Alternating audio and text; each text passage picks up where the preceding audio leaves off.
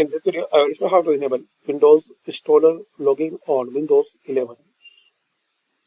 So, open Registry Editor.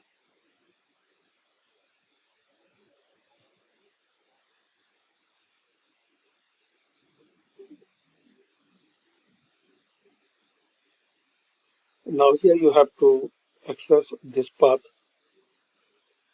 HK Local Machine, Software Policies, Microsoft Windows.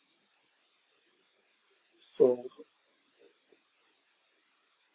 this one, HK Local Machine, then Software,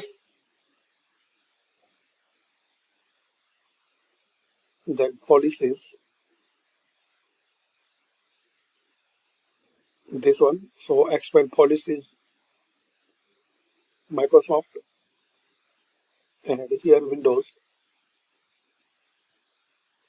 Now here you will see the file installer.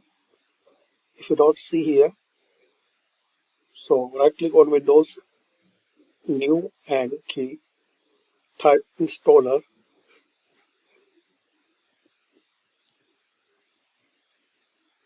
then double click on installer. Now here create this file and give the name login.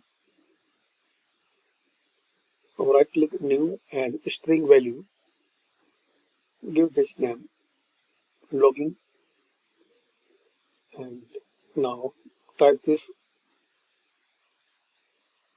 voice word MUPX. So right click on login, modify and valid data, type this one voice word MUPX, then click on OK. Now exit this registry editor.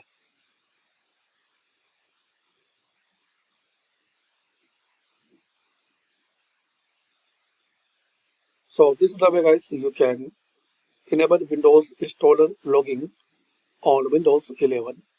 Thanks for watching. Comment this method work for you or not.